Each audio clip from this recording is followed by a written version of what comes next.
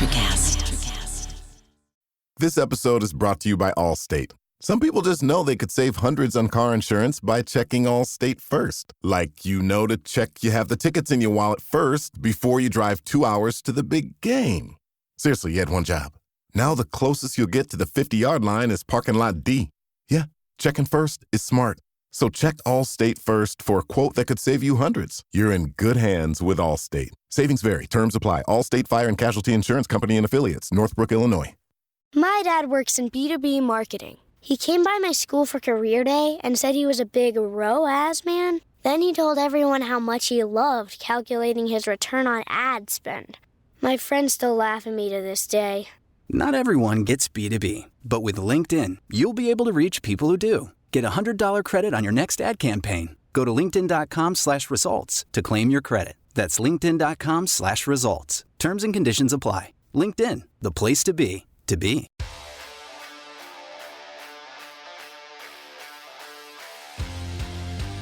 Welcome to the next edition of MTP. I feel like it's been a while. I would have had a lot to say last week with that loss to the Jets, so I'm actually glad that I wasn't on. But this is your first time listening to us. We thank you for tuning in. Hit that subscribe button. We're on YouTube, Spotify, all the places that you can find your podcast. I'm with my guy, with my brother, back in the building, Money Mike Marcangelo. And man, how you doing tonight? I'm feeling pretty good, actually, after that awful fucking loss. But I think we're gonna find our grooves again in this next hour here, right? I just have a sneaky suspicion this is gonna be one of those shows you don't want to miss. Yeah, I mean, listen, there's a lot to tap into, obviously, between now and then, what goes on next week. But we're a quarter of the way through the season. You're a New England Patriots, our New England Patriots are now 1-3, which I think widely was expected, right? I think that obviously some expectations I think changed obviously after winning in week 1. If those that remember our season preview, I didn't have them winning until the Jacksonville game and London. So I was obviously one of those that was wrong in the initial week, but in the weeks to come, they've kind of showed what I thought they would be. But there are some caveats in there. Well, as I said, we'll do that deep dive as the show unfolds. So like I said, they lost again. I said they're now 1-3. They lost to San Fran at Levi Stadium 30-13. So Jess, what were your major takeaways from yesterday's game? Yeah, so first of all, I think that the most glaring takeaway is it's the offense or lack thereof. There's no continuity in the offense. Whether it's our bright spot offensively is Rhamondre Stevenson, and this is the 4th consecutive game with fumble. Like, he just keeps fucking fumbling. And like you had said in the chat, this Bill would have benched him. Right, exactly. But Jerod can't because there's really nobody else. Well, in theory, he still could. Yeah. I'm with you. Not fast. But I mean, Gibson's played well enough where you could have got away with him for this game, especially when, like you said, there hasn't been much to talk about anyways offensively with them. So I think for this game and then what Gibson has been offensively in the few games, he showed some flashes where he's been decent in the backfield, especially in the passing game. So I think for this game, you could have got away with it, but keep going with your point. So obviously, I think the offensive line is the most glaring issue on the team. We know that it's been talked about. We're going to continue to talk about it. Jacoby's been pressured more than any quarterback in the NFL, faster than any quarterback in the NFL, and it looks like he's trying to walk in quicksand anyway. So like that's just a bad combination. But one of the things that I think like really stuck out of my mind and I want to talk to you about too is I don't think Alex Van Pelt is setting up this offense in a way for Jacoby to succeed anyway. No. Like if you know that the gaps are offensive line, you need to like quickly trash those fucking play action 7-step dropbacks. Mm-hmm. He's not going to have that time. It should literally be the old Patriot play action pass where it was 3 steps, fake, and then you just dump it off. Like the big knock on Brady early in his career, not to just talk about him, but the big knock on that offense from like 2001 to 2005 was that the majority of their passes were really just runs, right? They were You're not throwing them any further than 3 yards out. And then like you see what happens. We need that in our offense right now.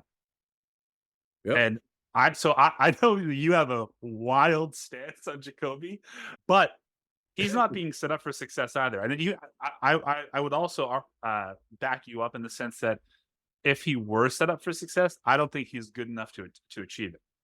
Right, correct. And listen, that's why I use the word caveat in my opening, right? So listen, to say that I think he's played subpar is putting it lightly. So for those that have got text messages from me the last few weeks, you know how I feel. Once again, there's some things I'm just not on air because I love this show and I want to make sure that we continue to grow in the right direction. So I won't do that. But you know, I can say that he's been subpar. I can say that I'm not pleased, excuse me, with how he's played, you know, at the quarterback position. But yeah, you're right. Alex Van Pelt to me is in over his head. Jacoby is in over his head. The offensive line collectively is in over the head. Our head coach, Jerod Mayo, I feel like is in over his head. And it's in over your head, coupled with you're not really allowed to make the decisions that you really want to make, because I feel like it's still being told from Elliot Wolf and Jonathan Kraft and Robert Kraft what they want.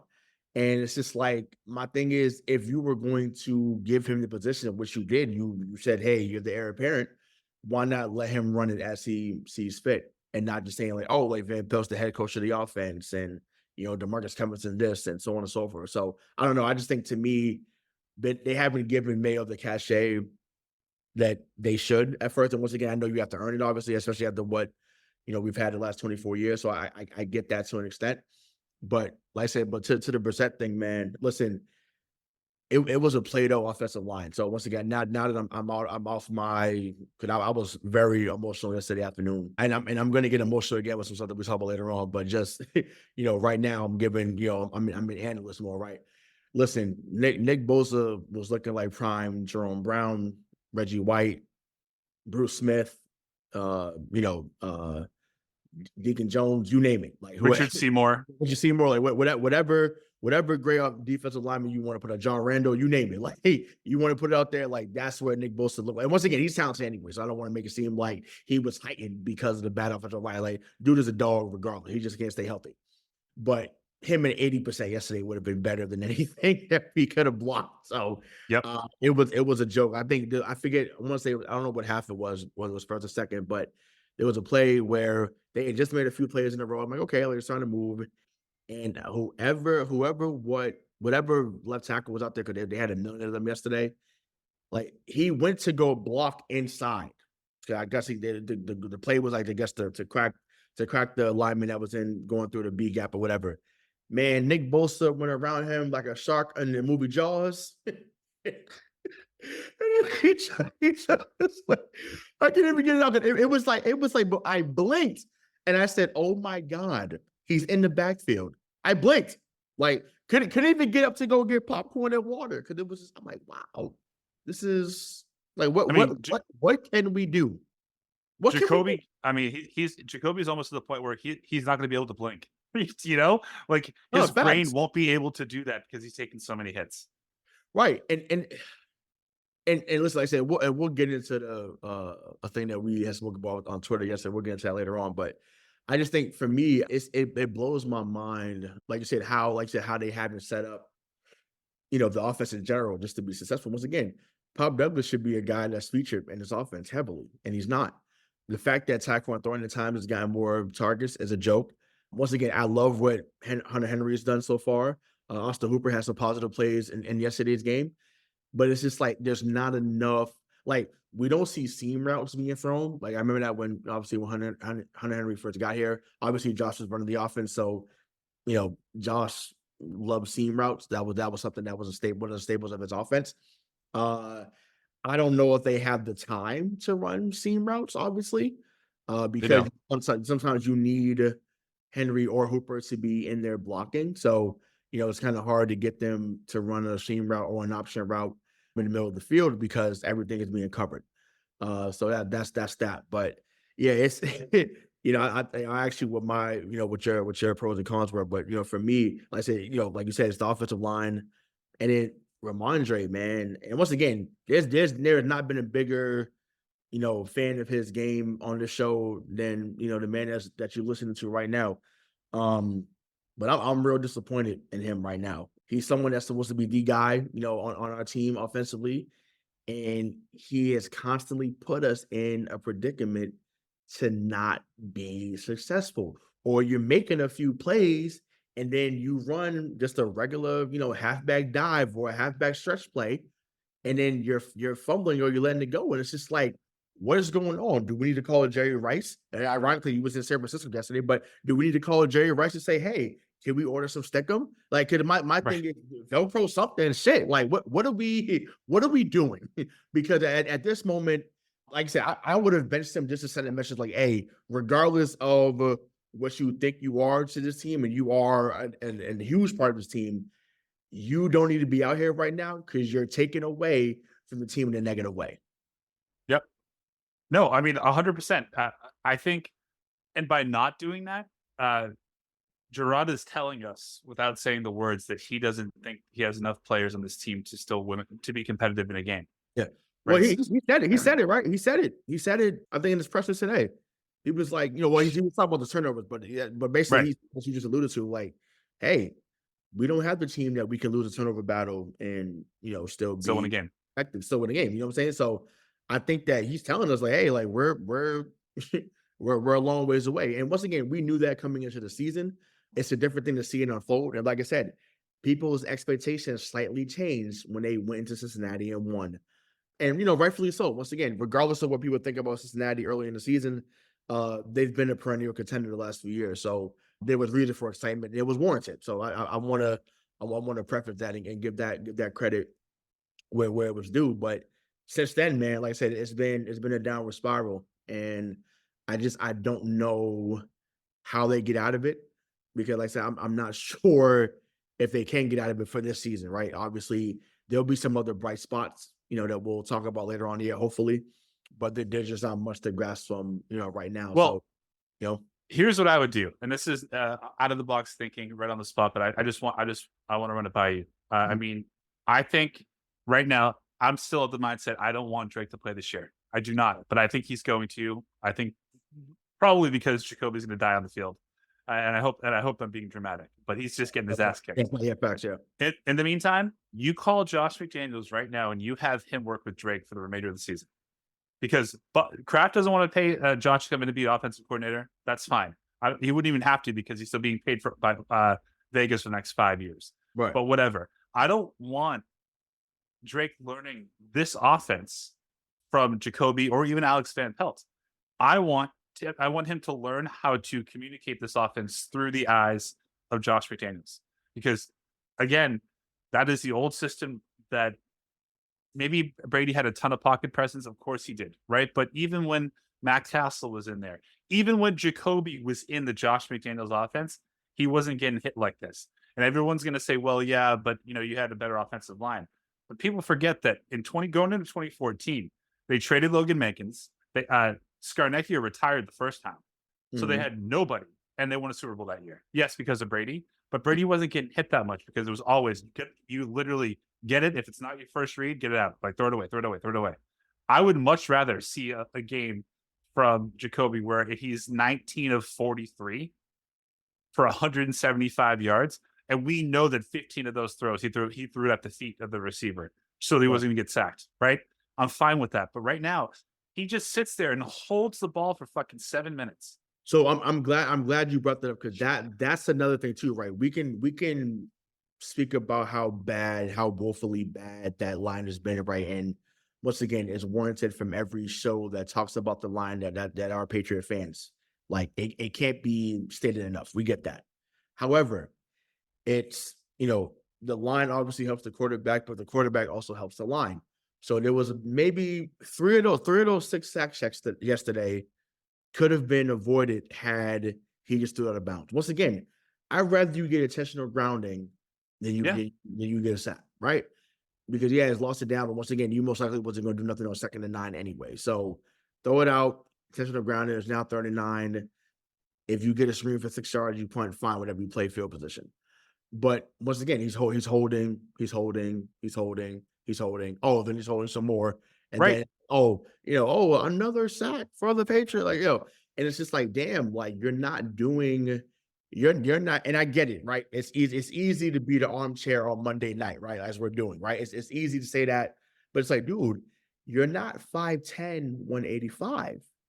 You're 6'3", 235, 240. It's like, shrug some people off you and then just throw it out of bounds. Once again, that throw to Polk, which should have, that was a catch. Let's be clear. Because once again, but that was his best throw of the day to Polk. We'll get into Polk later on, but that was a hell of a throw. Granted, it was in, a million defenders, but he caught it. I'm not sure why it didn't count, but whatever. But I think his right foot never landed in bounds. Gotcha. Okay, because I'm like, but it still looked like both feet landed, but it was like, it was close. It was really close. It was close. But I just think that it also goes back to what we talked about, I think, a few weeks ago too. We're no longer, and not to say that it would have been anything different with Brady towards the end of Brady's career. We know what happened with N'Keal Harry, how he got robbed in that Chiefs game, but we're no longer at the point where we get the benefit of doubt any call. Like it's right, like that hook and ladder play. If it was Brady, Amendola, and Edelman, they would not have called. They would not have called blocking the back. Not at all. Not at all. Because it wasn't actually blocking in the back. No, yeah, I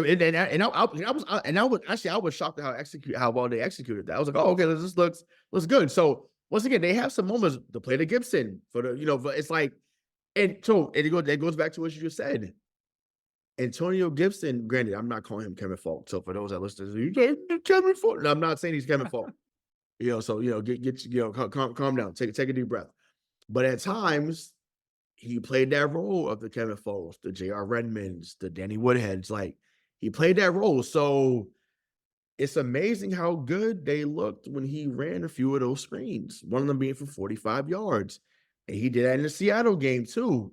So you would think. Middle screen, left screen, bubble screen. Once again, you got Pop Douglas on the outskirts, and you can't get him a bubble screen or run a middle screen for him. It's incredible. Backfield. I mean, even Ty. Listen, I don't think Ty Forthor is the real deal at all. I don't. But we've seen it in the Cleveland game a few years ago. I think that Brissett was playing it for ironically. But if you put him in space, he can actually do something.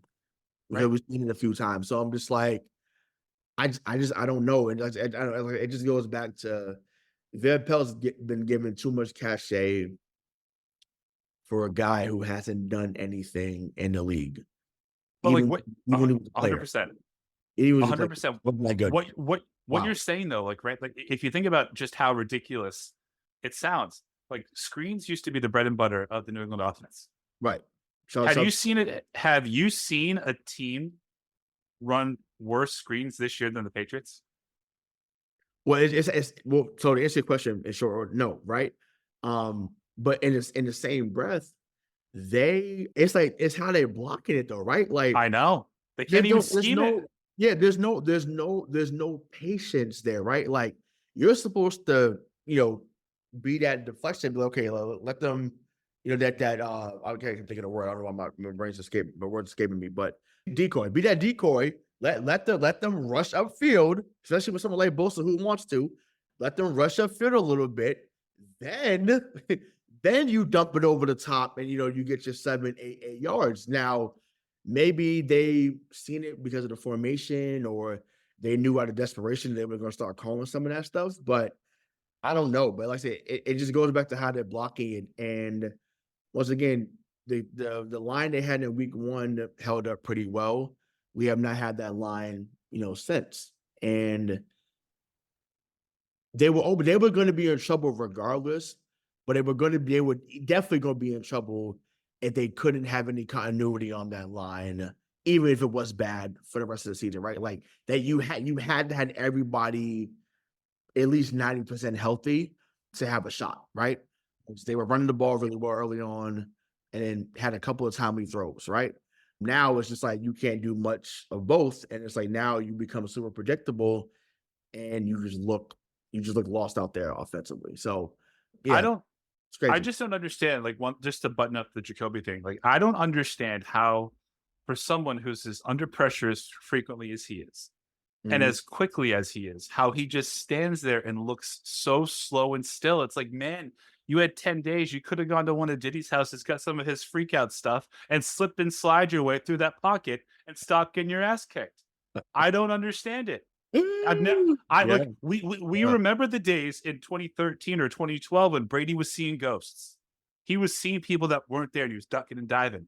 Jacoby, he has every reason to believe that he's about to be hit in 2 seconds, but he just stands there and pads the ball, holds it. It drives me insane. Yep. Drives me absolutely insane. Yep. And actually, I don't know. Like I said, I don't know what fixes it. I mean, obviously, what fixes it would be a better offensive line, but it's just like I don't know if anything changes. And I'm like, when you got guys like Tom Curran and other pundits saying like, oh, like they're praising him for his toughness. And once again, yes, like that's cool. But when your two best players offensively have been the punter and the kicker, it's scary hours. Once again, Joey Slye. I'm once again, I have to say, if there's one thing we figure out here the last 30 years is a kicker. Once again, I'm not trolling on that. Like, it's the truth. Like, from Vinatieri to Gostkowski to even Bailey before things went south, like they to special teams has not been an issue up here. Maybe 2022 was a little bit of a problem, but other than that, like they figure it out here. And Mayo has done it again. Like, the Behringer has been great. Those two are probably going to be all pros. But once again, right, you're in bad shape when you're thinking about the all pros being from the special teams. Once again, you would like to have more. Like, I think obviously had Ja'Whaun Bentley, Ja'Whaun probably would have been an all pro. Gonzo might have a chance to be an all pro. Like, he's been really he's played really well. Check out the article that we did earlier today about Gonzo, him shining amongst all the chaos. So check that on MTP show .com. So we have a few articles out there. So check that out. See what we're writing there. But yeah, it's crazy, man. But I want to get into the defense too, because we didn't speak about that a little bit when we met earlier. But just how do you feel the defense is performing overall? Like, and even you can talk about the whole team, like just what would you say their performance or their grade is the first 4 games? But just what have you seen from the defense? Things you think have gone well, what you think they need to improve on? So I think the immediacy, right? Like the first thing that comes to mind is that they don't have a pass rush. But we kind of knew that was going to happen with the injuries to Barmore and with Judon going. But now with Jabril Peppers, like, he's coming on and off the field so frequently in games. Like, he's banged up, he's hurt. He's playing through it, and you like to see it. They just we need the Josh Uches and the Devon Godshaws to step up and to become the players that we just paid them to be. Right. So it's glaring how, the difference between how much time Brock Purdy had in the pocket, right, and how much time Jacoby did not have in the pocket. I think ESPN did some sort of stat on this, that Brock Purdy had the most time of any quarterback dropping back in the pocket in week 4. So, and it was on average, just an average, it was 5.3 seconds. That's like an hour. That's 5 seconds. That's like an hour. Think about that. 1, 2, 3, 4, 5. Like that's an eternity. That's unreal. Once again, even 3 seconds would have been long, but 5, like, once again, he ain't San Fran. But to the credit, like that to go through, it's crazy. Like, wow. Shanahan deserves credit for scheming that, because it's really hard to blitz the 49ers because they have so many different outlets, and that's even without McCaffrey being there. And I mean, you have Debo, Ayuk. I mean, Mason has been awesome. Kittle is I think he's obviously the second best tight end in the league right now. And it's really hard because if you overcommit, they're going to burn you. If you give them too much time, they're going to fucking burn you. So it's a perfect storm for this Patriot team to be going up against San Francisco right now. But Christian Gonzalez, I think he's been really good. I do not think he's been great. And the reason why I don't think he's been great is because, yes, I think in the course of his career, again, I'm going to give you approximate stats, but I think he's only let up something like 65 receptions for like 200 yards against him and in his career, which is great. But he is not playing one-on-one the entire game. He's doing what Richard Sherman used to do, which we used to criticize Richard Sherman for as Patriot fan. When people would call him a lockdown corner, be like, nah, you're like, you play zone 60% of the time. And then when your guy lines up on your side of the field, yeah, you can shut him down, but you can never follow him. I want to see more of that from Christian Gonzalez, because if he has that, then we have the next great corner in New England. But it's really hard for me to fairly grade the Patriots defense, because they're on the field far longer than they should be. Right. So I think if time of possession were equal in most games, I think I'd be like, yeah, you know what? They're probably a B+. Yeah. But just based on the fact that it's, back-to-back weeks of 25 or more points, or 24 or more points, whatever you want to call it, I can't call them a great defense for letting those points up, but they are on the field far longer than they should be. Well, it's also the short fields because of the turnovers, right? So that, I'm talking from offensively, like obviously, Brissett had an interception yesterday, like that one, the pick six to Warner, like, so I think offensively, they only like the 49ers offense only scored 17 on this. The rest of it was off, pick six and then, field goals. So 17 offensively is actually not bad, especially with a team that's that loaded, right? So once again, get that caveat, but it's wild to me just how at times they can't get off the field when they need to. But once again, if you're gassed, right, as they've been at times, that's what it is. But as much as I love him as a returner, it's kind of scary seeing Marcus Jones out there on corner. It's giving me Ellis Hobbs vibes, and I get upset. I mean, I would take Ellis Hobbs at this point, minus that one game. Yeah, of course, but one play. Yeah, but I mean that's fair. But I'm like, man, I like Marcus Jones. I think that Marcus Jones has been decent when he's been healthy here. That's another guy. What happened? You had a whole package for him, and then you just said no. Like, once again, you need all the dynamic playmakers you can get. And we've seen for a short moment with him in, I think, 2022, you throw a screen, the man can run for 40, 50 yards. He had a perfect touchdown. I was there for that Jets game when he scored a game-winning touchdown. Like, I just don't know why the playmakers you have, you shy away from. Like, I just don't get that. And it's just, like I said, it's insane to me. But as far as the grade, I mean, I think B+ is that's generous. I would still give in the B ratio, but it'd be more like a B-, and that's because of the not getting off the field at times. But your point to time possession, you said the time of possession, if that was even, well, guess what? Sunday it was pretty close. It was no. That's why, but don't get caught up in that though. So the Patriots had one of their longest drives at the end of that game when it was over. When it was it was like 30-7, right? Yeah. So like they were out of it. So yeah, I think San Francisco let up a little bit. That's when you see that Antonio Gibson 50-yard pass. Like that was one of their, first of all, that was their longest play of the season, I think. 50 yards. Yeah, since the Seattle game, yeah. Mm-hmm. They have 7 plays of 20 yards or more this year. San Francisco had 6 plays of 20 yards or more against us. So their offense is anemic. But if you just take away that last possession, then you're talking about we actually held the ball for meaningful minutes when we were close enough to make it a 1-score game. Mm-hmm. It wasn't 28-25. It was more like you had the ball for like 22 minutes. Yeah. And 22 minutes out of 60, like defensively you can't win. Right. Yeah. Yeah. And like I said, I don't know. I mean, obviously guys have to get healthy. I mean, I know Kendrick Bourne should be coming back soon. Cole Strange should be coming back soon. Yeah, I think City Soa got hurt too, so maybe he comes back. And David Andrews, man, Andrews as well. So I think once again, if they get healthy at the right positions, obviously maybe it looks a little bit better. Once again, if you just replicate what you did in week 1, I'm talking from a blocking perspective. You're not going to get 5 turnovers, whatever they got. That's not going to happen. But even then, right? Peppers with the INT, they get the fumble on the return to start the second half. So I'm like, okay, like here we go. And for a moment, it was like, okay, you get the field goal at the end of the half, and they kind of did. It looked like the double whammy, like how it used to look. You get the turnover, you score on a short field. I'm like, okay, here we go.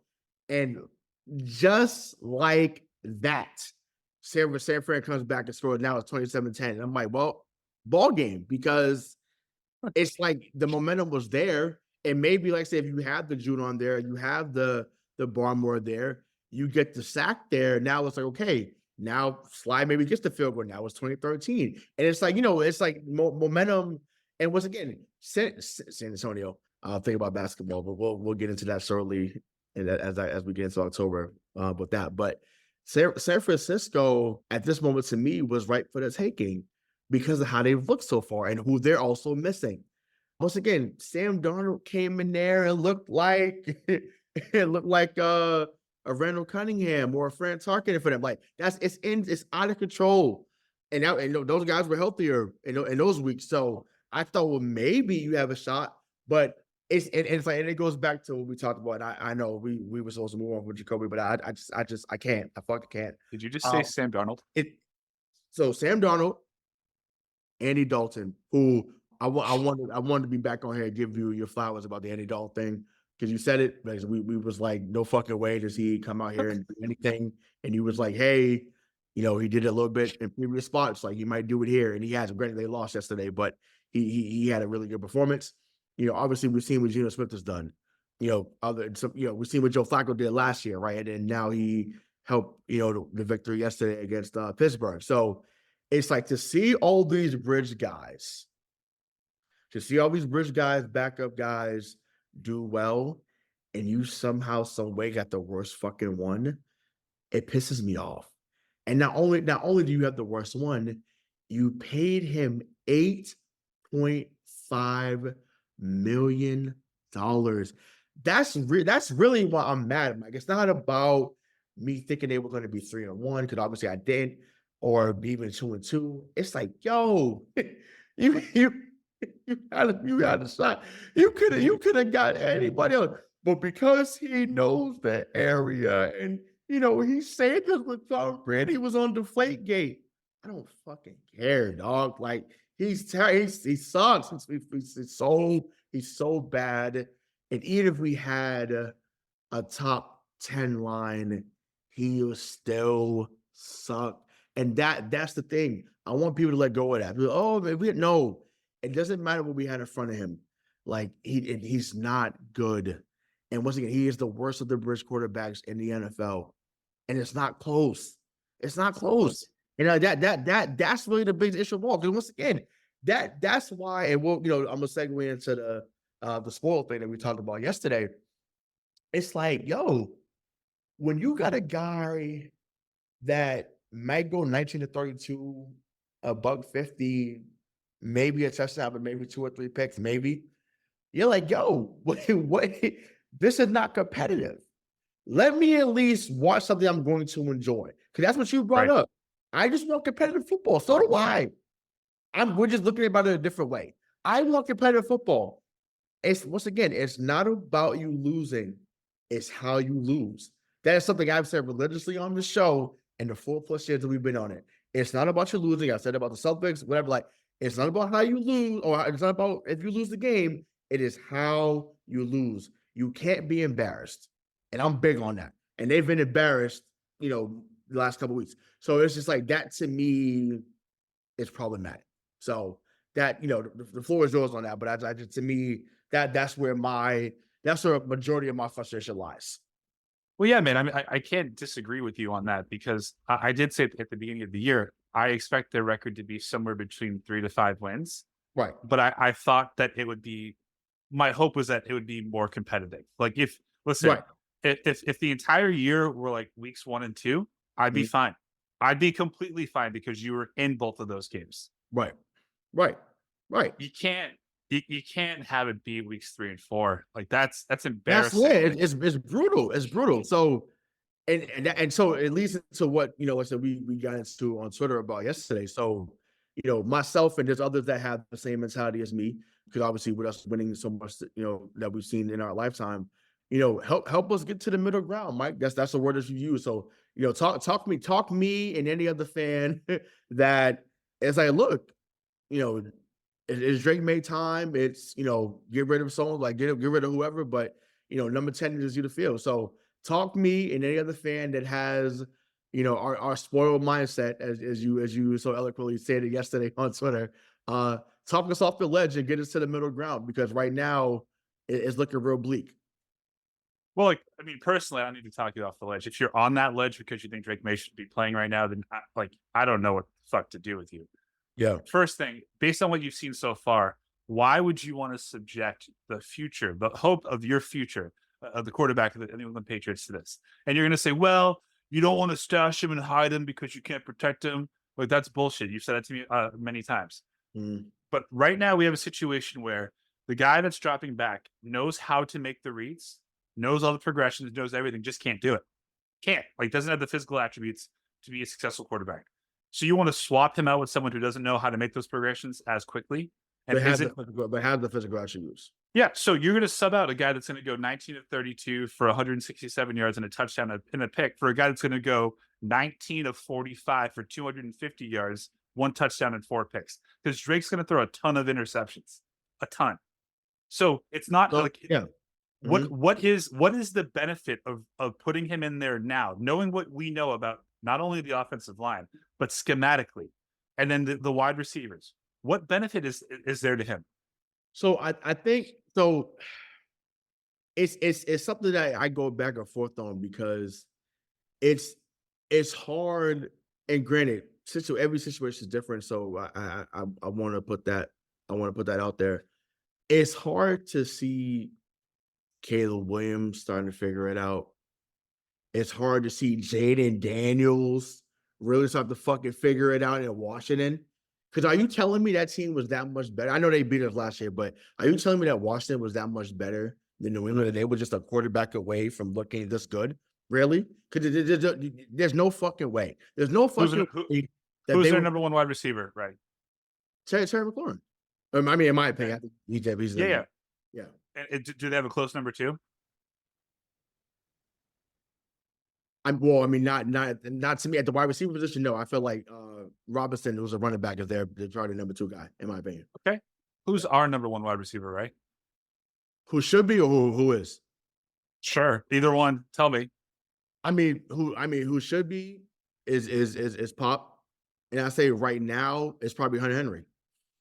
Sure, but there's a difference, right? Is that they were missing a quarterback that could get the ball to their playmakers. Mm-hmm. And now in a situation where we are with the Patriots, our playmakers aren't developed enough yet. So you want to put a guy there who isn't developed enough to throw to people who aren't getting open because the line can't give the quarterback enough time. It doesn't make any sense to me. But that's what I'm saying. But was Washington's line that amazing? But that's what I'm saying. It wasn't listen, Sam Howell was putting up, he threw for 4,000 in that offense last year. Yeah.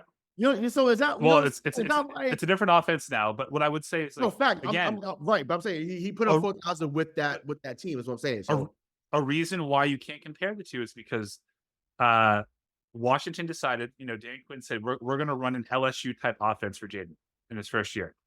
Right, they catered to him. Okay, that's right. Okay, bam, bingo. So we're not doing that. So why put the kid in there? That's that. Okay, thank you. So I'm glad you said, because I forgot about them saying that. That's the problem. Chicago did it. They said, okay, hey, we're going to do some things you did with Lincoln Riley, and we're bringing the talent, we're bringing X, Y, and Z. He's had some bumps in the road, obviously early on, but he has an upward trend. Caleb, you see what Jaden Daniels is doing now with running for 8 for 75 and then doing 20 of 26 for 275. I'm like, you have to cater to the guy. Shout out to Mike Greenberg, who said that. He said, yo, your only job is to cater to these young quarterbacks to make sure that you put them in a position to be successful. So when they drafted him at 3, because once again, myself and many others said that Drake Maye was going to be there at 3, and he was. So great. Do whatever you need to do to speed up that process. And I'm not saying that he had to start week 1. Once again, from a fan perspective, I want him week 1. Okay, fine, whatever. He didn't start. Great. But I don't know if they've done everything. Well, I don't know. Obviously, I don't know. I do know. They have not done much to cater to what he could do best. Could Alex ain't trying to. He was not trying to in the preseason. He wasn't trying to. And that So why put him out there? So why put him out there? So why put him out there? But I'm saying, then my thing is, what was the point? I'm trying to think. What was the point of make sure he's on the team if you think he's 2 years away? If that was the case, I'm not saying that's the case, but if they thought he was if he was 2 years away, what was the point of drafting him now? Well, you drafted because once again, tell me what he's learning from Jacoby Brissett outside of getting knocked on his ass. Nothing. Okay, thank you. Nothing. What we learned from Alexander Pelt? Hopefully nothing. Okay, so that's problematic to me that a quarterback that could be here long term, he's learning nothing from an offensive coordinator or offensive head coach that he's not learning much from. That's a problem. And then those guys may both be gone in a year, so that he got to learn a whole nother offense and then learn those schemes and learn whatever forward. It's like, that's a problem to me. Get the guy that you want to be paired to him for years to come, not just some runaway or some layaway coach. That's the problem I have. And like I said, it's not so necessarily not playing him or whatever, but it's like, if he's learning by looking with a temp board, then what are we doing? What are we doing? I just want to.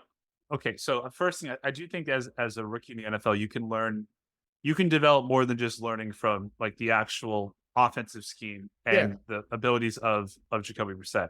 I mean, I'm sure Jacoby's teaching him how to be a leader, on how to show up for your team, how to never keep your head down, right? All that stupid shit. The intangibles, and learning the schedule about when to be the first man in there, be the last man out. This is the working there.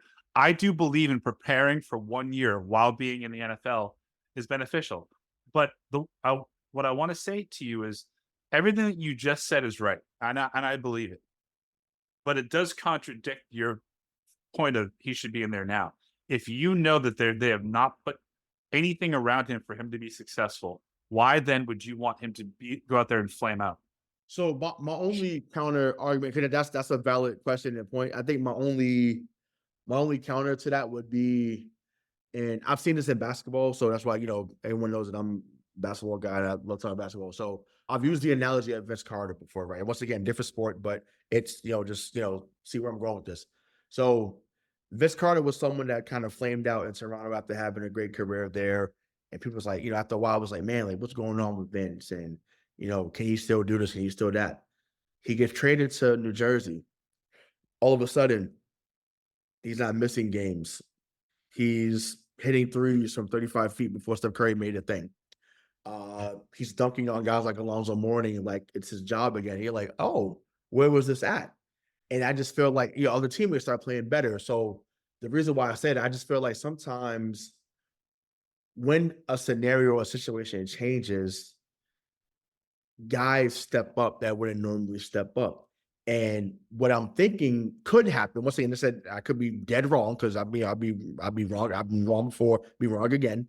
When guys feel like they have a shot, is what I'm getting at, right? I'm not sure they believe they have a shot when Jacoby's back there. That's just my personal belief. Once again, I could be wrong. I think they like him as a person. They like him as a teammate. So cool, and that stuff matters, right? But the on-field production is like I said, there's a big discrepancy there. I think that because they may feel they have a shot if Drake was playing, they would play different. And I think to me that matters. That shock, that energy would be transferred. The shift's about to change, or energy about to shift. Like that, I feel like that could happen. Now, once again, could that be sustained? We don't know. But I don't know. I just feel like when guys, especially when it's a short season, the way the NFL is, when you're full way 4 games in and you're already 1-3, you're just like, man, like I'm giving up my body on a weekly basis, and we're getting smacked every week. Like I don't know. I just feel like that change of pace could help. Once again, it doesn't mean it would, but it could help. And that's my only counter argument to that. Like I don't know if that's valid or not, but that's the only thing I can think. I think it's completely valid though. But if you think about it right now, they have a quarterback who is not. I mean, aside from the pick that he threw yesterday, which by the way was his first turnover of the season, but he's not turning the ball over. Yeah. So right now you have a guy out there that's gonna take an ass whooping for you. Is always gonna come back into that and say like, this is the next play, guys. Like we can do this. He's gonna be the guy, right? And maybe he doesn't have the physical attributes to win you a game. And you're going to sub that up for a guy who he is a rookie. And yeah, I do think that the line might want to protect him a little bit more. Maybe receivers might want to get a little bit more open. But at the end of the day, like, and we know that the play is going to break down faster than it has in recent Patriot memory. He doesn't know where he's going to go. And the worst thing for a quarterback, I think, or the worst thing for Drake Maye is a scenario where now we're 5 games in, we're 1-4, or for 6 games in and we're 1-5, whatever it might be. And the things that are plaguing this team are offensive line scheming, and the receivers can't get open. Mm-hmm. I don't think quarterback play is in their top 3 issues. I don't. I truly don't. I think we when you have Jacoby Brissett, you tell yourself, all right, like, he's not going to be great. All we need to, like, just be good. Don't lose this games. I mean, he how do you go from a guy who started like 3 games last year and had 147 quarterback rating to now who started 4 games this year with a 77-point quarterback rating? Like, it's the same guy. It's mind-boggling, but it's just like, damn, like, I don't know. I just think, to me, the dude, he's just a heavy. Once again, if you're speaking about you wanted him in from a character perspective, cool. Because like I said, that matters. It does. I won't sit here and act like it doesn't matter, because it does. But it's ultimately what you do on the field that lasts, and that matters the most. I agree with that, dude. But like, listen, you and I were both wrong in the sense that I was the most wrong in this scenario, and I was like, you could have got Russ. Could have got Russ. Could have got Russ. No, could have got Russ. Fact. And he hasn't seen the field. And if the same thing had happened, you paid Russ $1.5 million. He hasn't seen the field, and now you have to start. I'm cool. I'm cool. I'm cool with the 1.5. Sorry, as I was like a Baptist preacher. When the 1.5 wouldn't have been like that. That to me, I'm like, that's throwaway money. And once again, it would have been on brand with what Kraft does, because he doesn't want to pay guys more than their market value. So great, not a problem. So you bring back Jacoby. However, he hasn't played though. Like, so the problem that you're trying to solve. Well, we don't know that would have been the case that he got here though. We don't know that. Sure, but like, let's say all things are equal. Yeah. And you bring in Russ to be the bridge quarterback because you don't have to pay that much money, and at least he gives you a better chance to win than Jacoby. And he gets hurt in training camp, and now you're in a situation where you either have to play Drake Maye or you have to play Joe Milton. I mean, there's some. I mean, even though I wasn't in this camp, but there's some people that would have been like, play Joe Milton, which would have been wild. But yeah, to sacrifice Joe Milton instead of Drake, that's what people want to do. By the way, I'm one of those people. So if Jacoby goes down, I mean, now would there have been some? Yeah, but the problem is, and what would have been, because we saw a little bit during the preseason. What if Milton somehow, some way had figured it out? Once again, I'm not saying this would have been the case. He wouldn't. No, not because of him. Not because of him.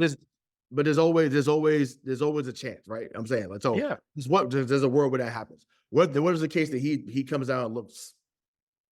Doesn't even look like Sam Darnold. I'm not saying in this scenario where I'm trying to talk you off the ledge of Drake Maye being the starter. I can't admit that there's always going to be a chance to starting Joe Milton. Like, that's not. That's counterintuitive. So we're not. I got you. Okay, I just refuse. Cool. But in this case, like I said, in my Spider-Verse, in my multiverse, right? Say he does well.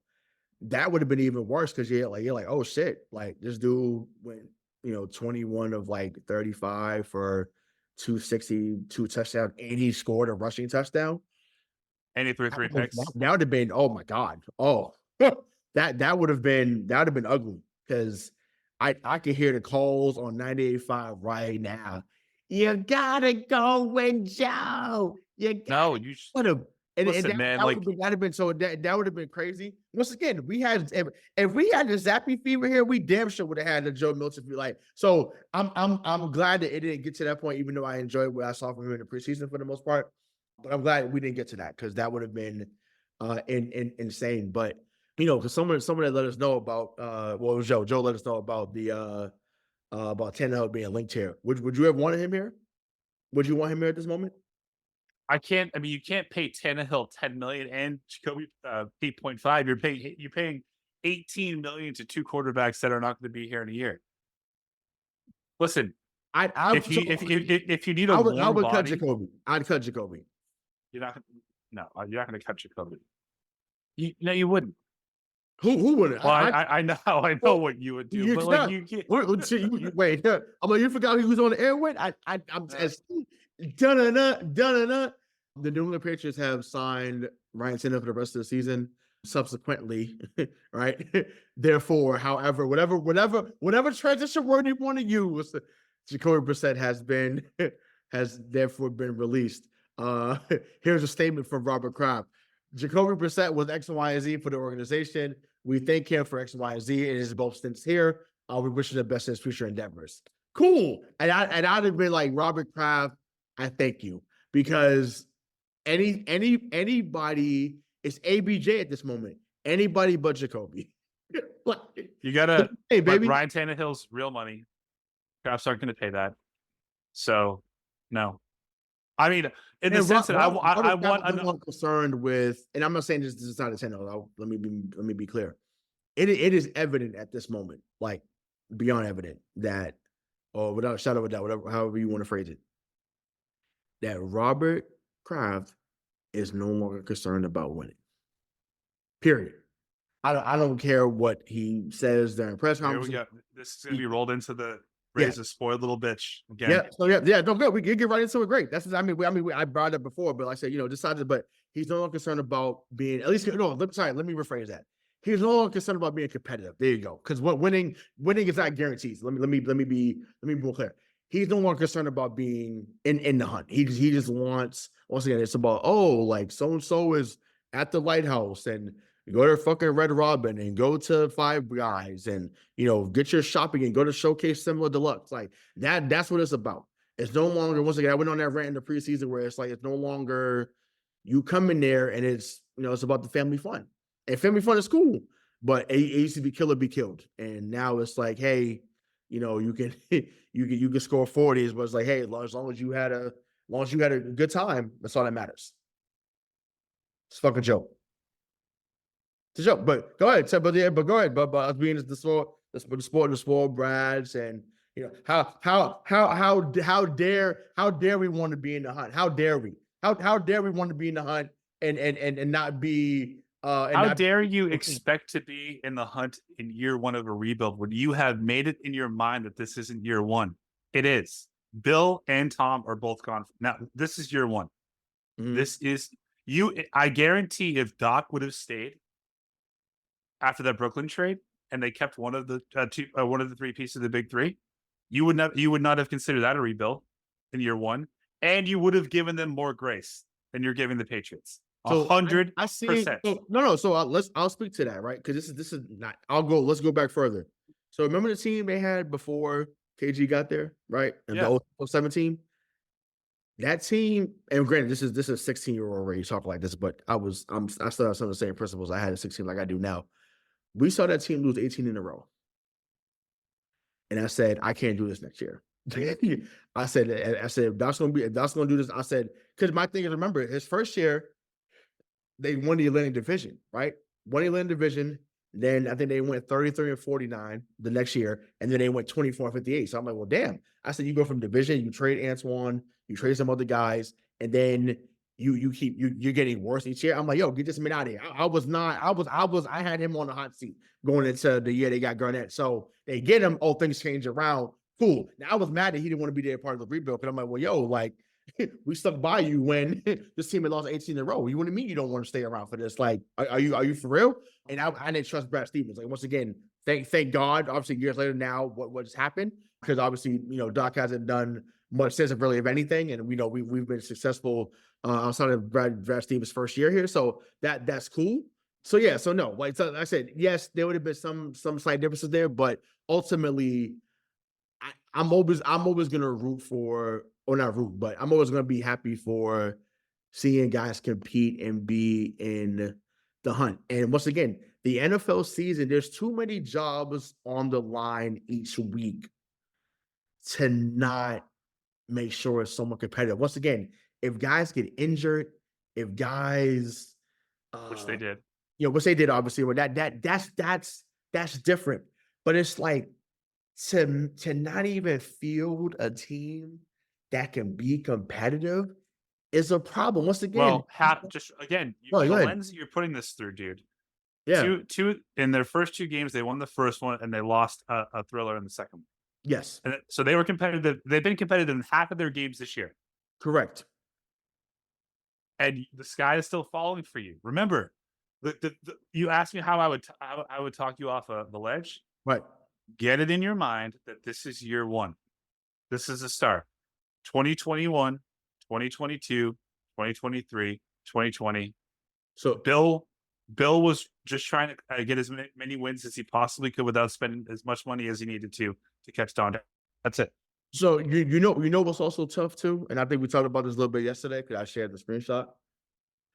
When Bo Nix goes 12 or 25 for 60 yards, and they win by 1 in New York, and you couldn't put up 3 points. And don't tell me they're not rebuilding either, because after the season they had that shit, they gave a fucking 70. Don't tell me they're not rebuilding either. They are, because they are in Denver. Sean Payton or not, they're rebuilding. So you go into Denver, you go into New York, and you hold them to 9 points, and we couldn't get fucking 3. We only scored 3. I'm sorry, I'm sorry, man. I can't accept that. I'm sorry. I get it. I get it that you could say year 0, year 1, whatever. I can't accept seeing Bo Nix get a victory.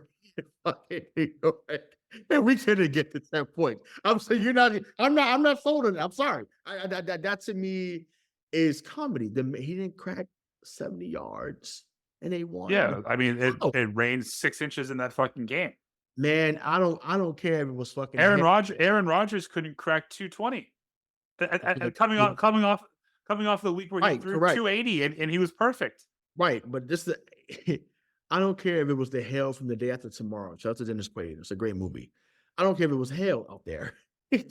Well, but that's the thing, dude, is that you expect the results, but don't care about the context. You don't care.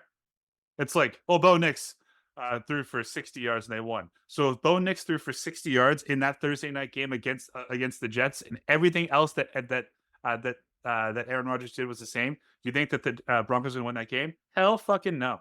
Hell no. Passing game was eliminated. But Did Breece Hall run on us? No, I don't think Bristol played. You don't think he played? I don't think he played. Against us? I thought he didn't play, but I was like, did they run the ball on us? No, they threw over the parking lot with us. Throw all over the yard. Whatever they want. Is it easier or harder to throw in the rain? No, it's harder. I mean, obviously it's harder. Okay. But listen, 9 points. I don't know. It's wild. It's wild to me. It's like it felt like the Mac Jones game in Buffalo. That's what it felt like watching that, seeing that. Okay. And obviously, we know what happened after, but it's just like, damn, they're both 2-2. And once again, like I say, I think it goes back to, okay, let's go a little bit deeper, because I haven't really said this, Discord or on the show, but whatever, we're here now, and it's in my mind now. So let me just put it out there. And I know that he's probably going to get some other shots because of him being appointed by Robert Kraft. But so I have an issue with seeing them struggle, because I know what the outcome usually is for Black coaches. And I haven't said this, but that's really the root of why I'm mad. You don't have a chance to be bad. You don't. Steve Wilkes, what was dude's name in Chicago that DK had? Let me say, you don't get the chance to be bad.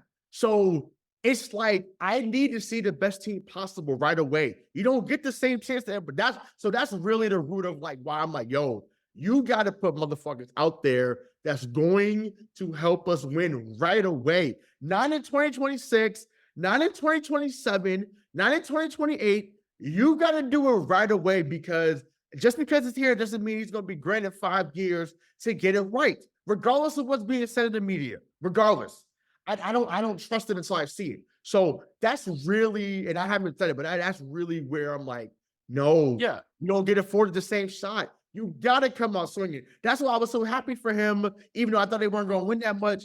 I was so happy to see them beat Cincinnati. I'm like, yes, if you could build off this. And then you had the Seattle game. You had it. And then it's like you got to find a way to salvage something. And that's why I was so gun-ho, like, yo, you got to find a way, even if you went 8-9, because if you look 8-9, you're like, okay, they're building something, then some guys will come, then it changes to 10-7. It might build up depending how it goes. Like then you get the free agents and then you get the whatever. Like that's why I was so good on it. So you don't get the chances. And that once again, people I want someone to say something stupid in the comments so I could go left. But y'all people that's hearing me and y'all fucking know. Y'all know I'm not wrong. And if you think I'm wrong, I got 2 words for you, and you know how to finish that. But it's like you know that I'm not wrong, and that's really what I'm. And it didn't dawn on me till right now, really. But that's really the root of it. I know that coaches that look like Jerod Mayo or DeMarcus Covington or whatever don't get a chance, and the fact that his success is fucking tied to Alex Van Pelt makes me sick. That's really what it is. It's a problem. It's a problem. It's ridiculous. Yeah, I agree with the premise of what you're saying. But what I would say is, when was the last time that a minority coach, right, was signed on to replace the greatest coach of all time a year before the greatest coach of all time was fired? And Bob Kraft, lots of faults, lots of them. He's only hired 3 head coaches in 30 years. Correct. Pete Carroll, Belichick, and Jerod Mayo. He doesn't like lots of turnover because that would reflect poorly on his brand. Right. So while I understand 1,000% with what you're talking about, I agree with in any other situation, those feelings are 1,000% warranted. I do think here it's a little bit different. Obviously, Kraft thinks so highly of Jerod that, again, Bill Belichick was still here. He was still a coach and a GM, and Robert signed him to a deal that said you're the next guy. Yeah, that doesn't happen. But okay, so that's yes. So that was a story that is true, obviously. So my thing is, if that's the case, if you're saying you're not a guy, you're the guy, and we're investing in you not just for the right now, but for the future. And once again, and you had the space. It's not like you had 10 million in the cap space. You had a good amount of cap space, not just this year, but next year, I think the year after. How do you not say? And once again, they did a good job of bringing guys back that were key contributors. So fine, cool. But how do you not say, hey, you know what? Because I know, or I believe that he's the guy, let me give everything to him right now that puts him in that position for us to get back to where we used to be, or at least a stepping stone to where we used to be. That's really my issue. But once again, you're not telling me that Alex Van Pelt. Once again, I'm happy that guys like DeMarcus Covington got a raise, right? He's been here since 2016. Like that. That's dope. Awesome. But I talked about this with some friends earlier.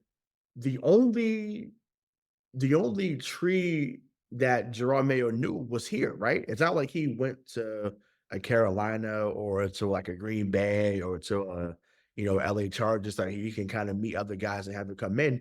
His thing, his tree, his Rolodex, so to speak, was all Patriots guys. So he had to rely on other guys upstairs to bring people in. And I don't know. I just think, to me, it wasn't prioritized the way it could have or maybe should have been. If you're saying he's the guy, because once again, year one of the rebuild or not, I'm not saying that you need to win 13 games, because I was saying that's absurd. But like I said, the 7-10s, the 8-9s, fuck around and go 9-8, right? Like that type of stuff helps you to build. And then once again, when guys like Rhamondre give statements like they did a few weeks ago, when they say, oh yeah, it was just another game, another loss. What? That like I don't want to hear players say that. I don't. Right, that's a losing mentality. Yeah, I can't get with that. That's why I'm like, yo, you got to find a way to win games, or like you said, be in it, right? Because it's a different feeling when you say, man, we were right there. Like we were right there. Like this play, that play there. It was a game of inches, cool. As opposed to shit. So we got off the bus. Yeah. Like that motherfucker was over. There's a difference. So it's like, it's a fine line. And once again, but like I said, in the NFL, in particular, and I'm sorry, 'cause I'm going on a rant, but it's like there's too many jobs on the line on a weekly basis to go into something mediocre or half-assed. That's all, and I feel like that's what they did. Yeah. That's it.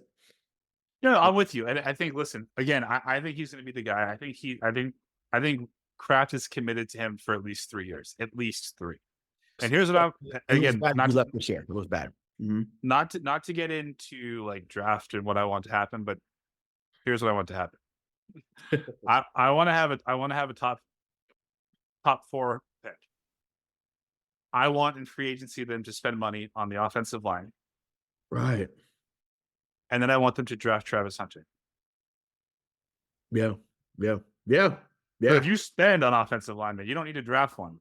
And right. And he can play corner, he can play wide receiver. He's a showstopper. I mean, listen, him and Gonzo at the corners, and then you put Jones at the slot. Good night. With Duggar and Peppers, hell yeah. Just sign me up. But once again, my backup plan is obviously, 71 from LSU, Will Campbell. Yeah. No, but that's so cool. That's fine. It's cool. But I'm with you. And yes, you're not gonna find Trent Williams, but you're seeing what's happening right now. These teams in the offseason, they're paying the linemen that have been there. They're paying these guys. You got to do that. And the thing is, we let Shaq Mason go. We let Joe Tooney go. And Shaq Mason has won since he's left. Granted, I know the teams are different, but still, he won a team. Joe Tooney has won since you've got to sign guys here and bring them. Once again, I'm glad they did right by Michael Manu. They did right by Landry and Trent Brown. I hope he gets well soon. I know he's out for the season with his ACL injury in Cincinnati. But it's like, damn, you've got to take care of that position. And they've been negligent, to say the least, in that finding. And everything is not tied to Dante Scarnecchia. That was a cool thing to hold on to after a while. But it was like, look, he's been gone for a while. I don't care if you have to get Bill Callahan in here. Do something. Do something that's going to get this line in order. So whether it's through free agency, whether it's you drafting Will Campbell or the kid from Texas, I forget his name. The name is escaping me right now. But I'm here for it. Like you got to figure it out. So we got some more stuff again. So I want to get into the Dolphins game. Before that. So we got the Dolphins next week coming in, I think at 1:00. Just what we don't have to pick. They're gonna win. We're gonna do the picks in a minute, but it's just like what has to happen for them to even just look competitive in next week's game? Because obviously Tua's not gonna be there, but just we know how Mike McDaniels is as offensive play caller.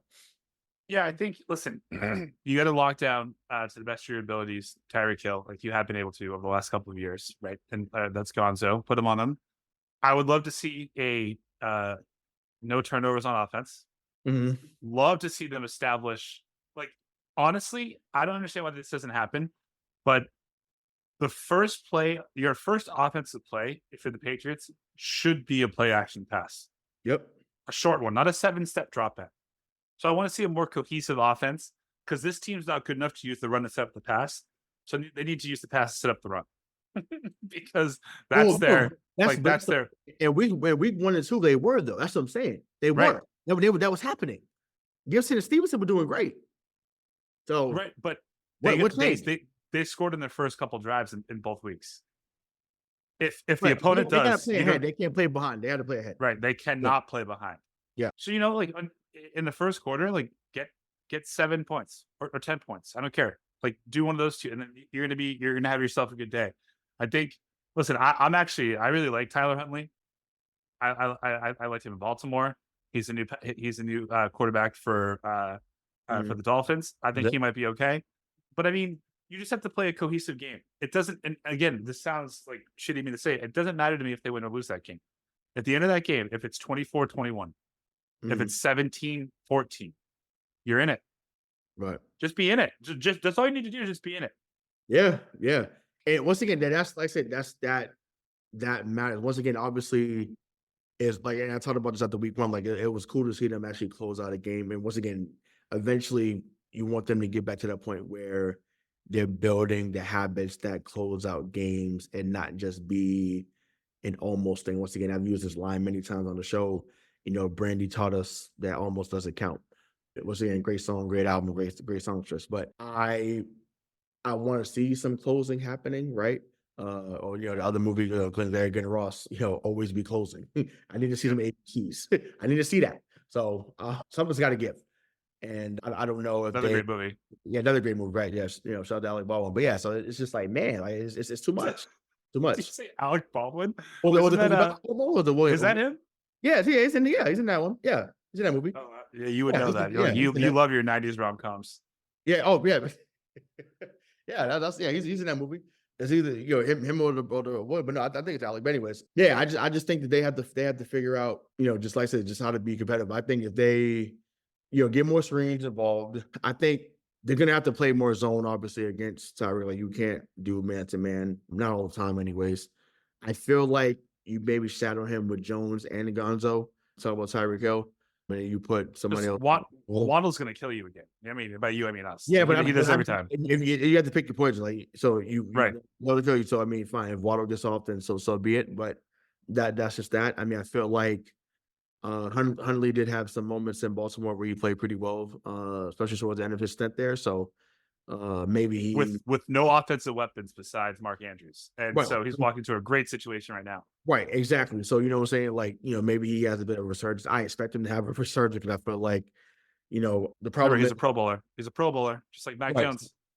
So the problem is, every team comes, whether it's coming here or we're going to their house.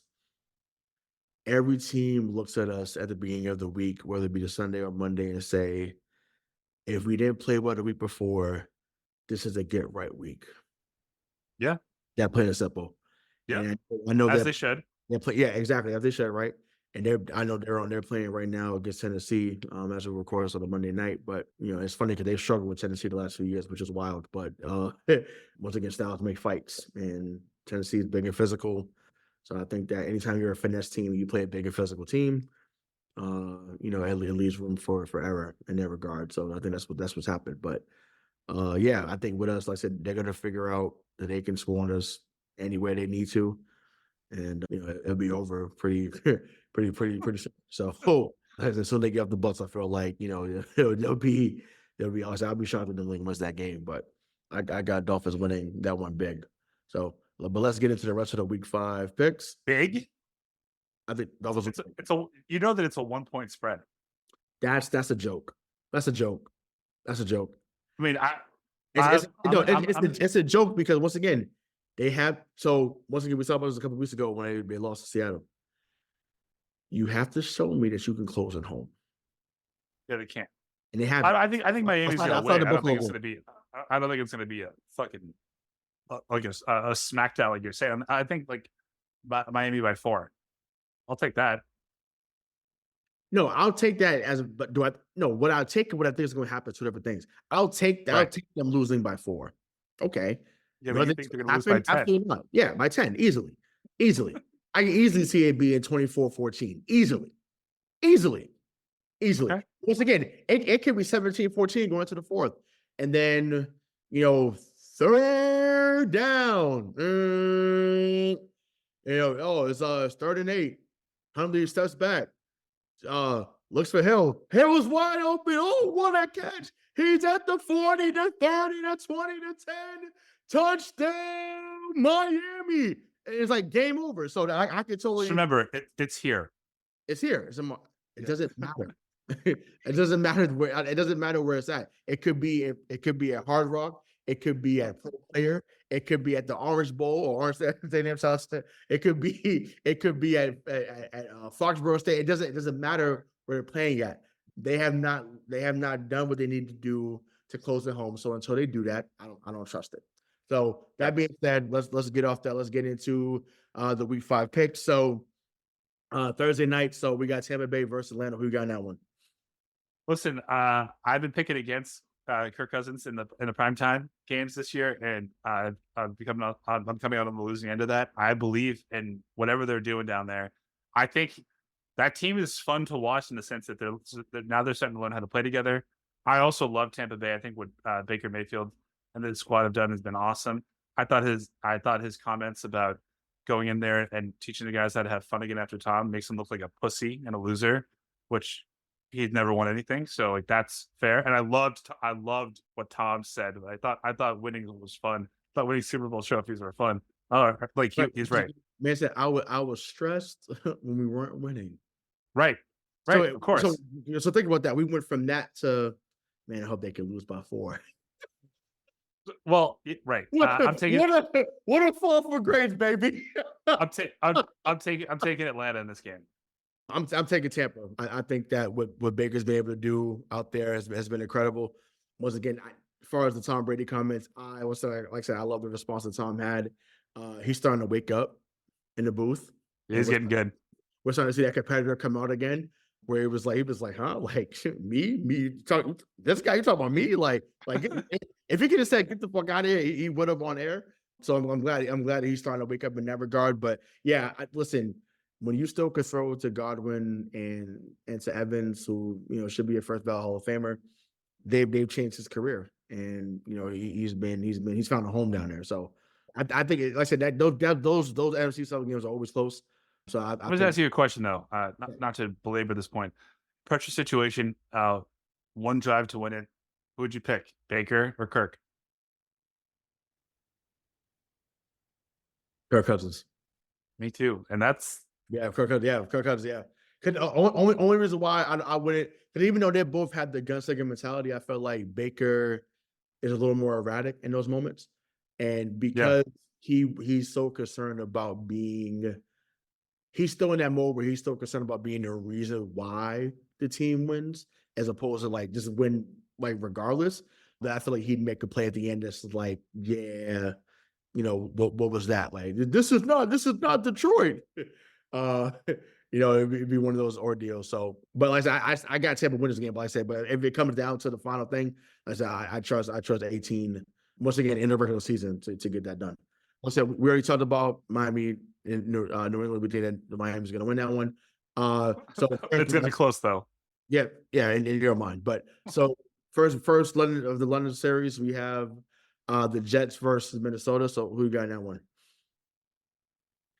Oh, God, I'm going to take Minnesota. I really think the Jets are going to win, but yeah, I think Darnold, the way that he's been balling out, Jefferson, I think that's too much for Sauce Gardner. And I don't know that something's going on there in Minnesota. We're gonna find out, because he said respectfully, I'm not Garrett Wilson. So Garrett Wilson, is your time to shine. It's so show you better give somebody on Minnesota 10 for 150. You better get them 10 for 150 and 2 touchdowns. But this once again, and I'll say it every week until they lose or they go on a big losing streak. But this is why I know I know y'all touched on it last week. But once again, having just one big weapon can change how you play the game. Yep. And I had a feeling when he got in there, I said he might have a resurgence. And I was like, get the fuck out of here. I'm like, I don't know. I was like, he wasn't terrible. Once again, I think he played with some guys at USC. Obviously, once again, when you give these guys somebody to throw to, they look halfway decent. What a concept. So I say that to say Minnesota. Once again, I think they're 2.5 point favorites, so that's basically a pick 'em. I'd go Minnesota. I think it becomes a shootout, especially on a neutral field. I'm gonna say Minnesota wins, 30-27. So next we have I call this the Caleb Williams Bowl because it should have been a Carolina Panther. We got Carolina Panthers versus the Chicago Bears. We could just say Chicago, right? Yeah, Chicago.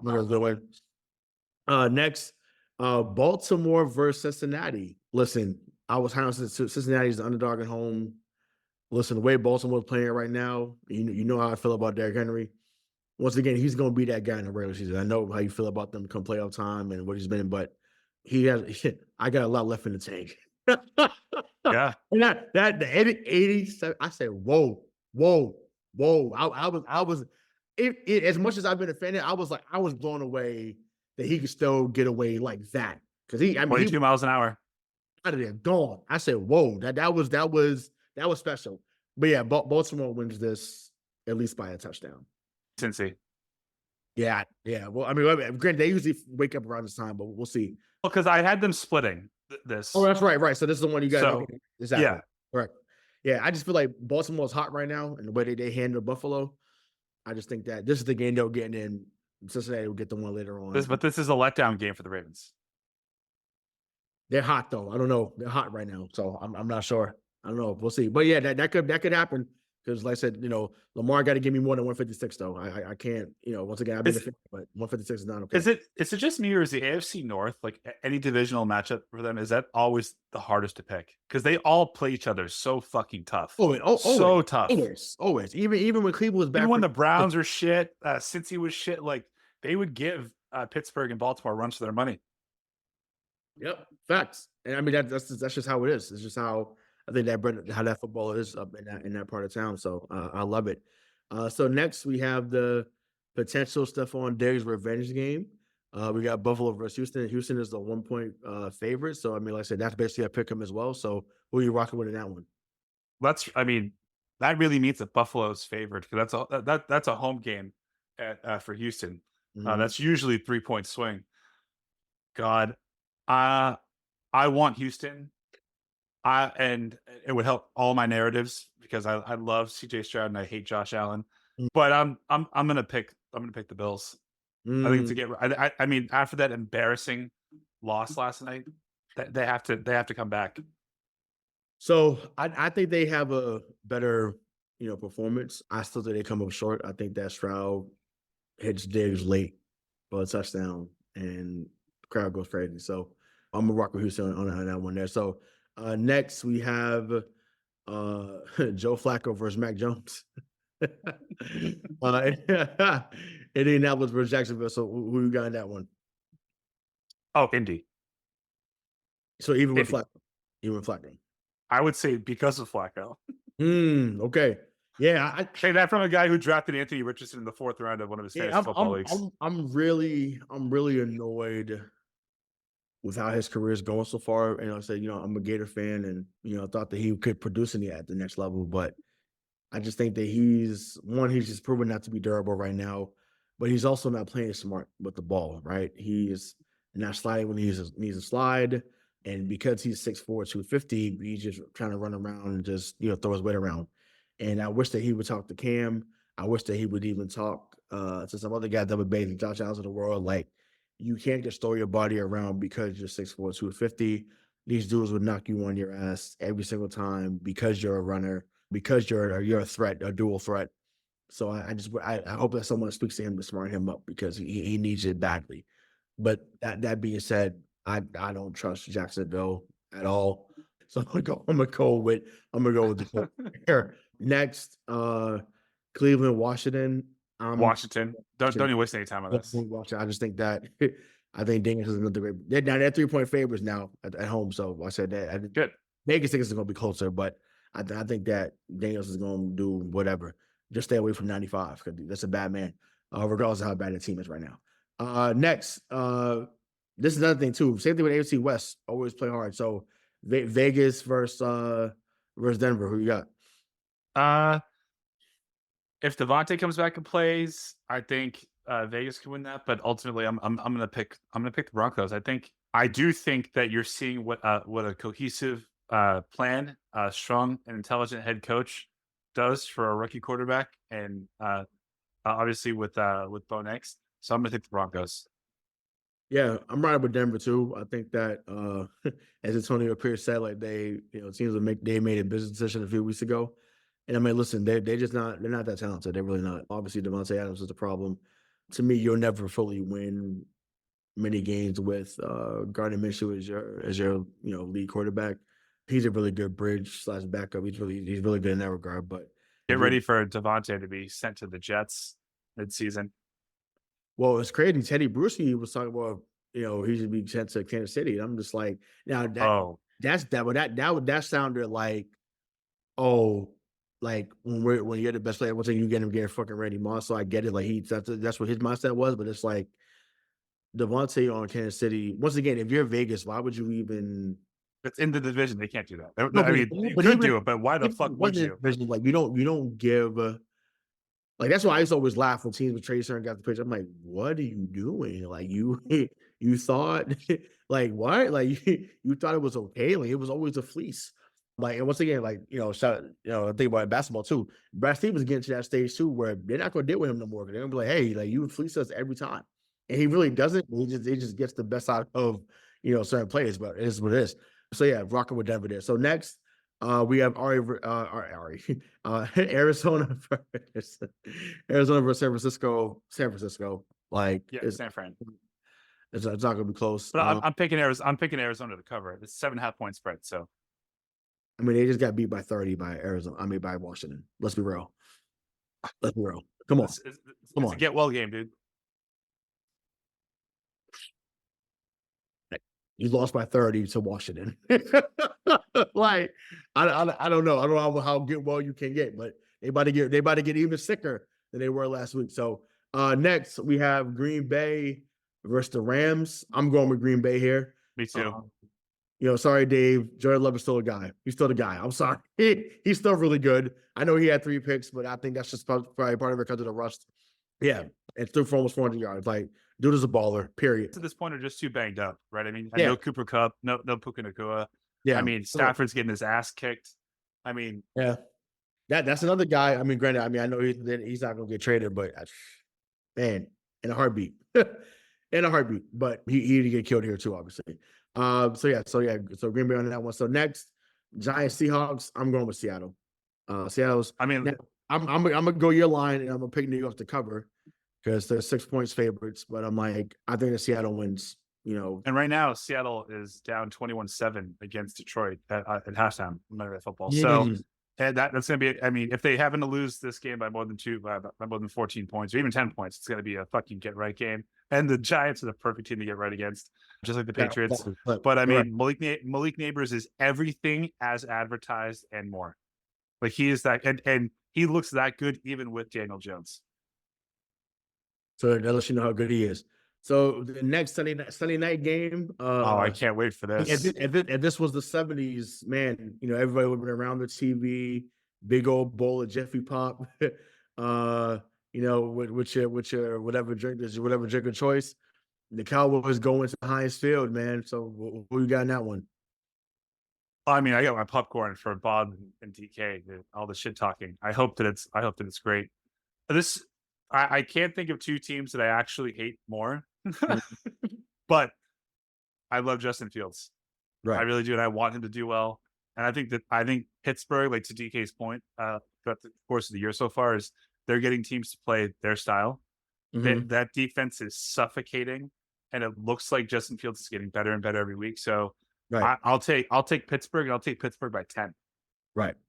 Yeah. Oof. Okay. Yeah, because they're 2.5. Yeah. I mean, listen, I hope it's a decent game. I'm around with Pittsburgh too. I think that they come in angry after what happened, last week losing to Indianapolis, which was so on brand in recent years for Pittsburgh to be running through teams and then lose to a team like Indy that they shouldn't lose to. Also, who was that quarterback? So, it is what it is. But shout out to a Steelers fan I met earlier.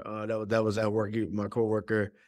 He said he's a Steelers fan. I just want to reiterate again that you have not beat my team or our team in New England when it matters. I just want to put it out there, buddy. So when you listen to this tomorrow morning, I just want to put that in that air for you when this matters. So whether it's Cordell Stewart, whether it's Charlie Batch, Tommy Maddox, Ben Roethlisberger, it has not mattered. We've got the job done. So I just had to say that. So cool.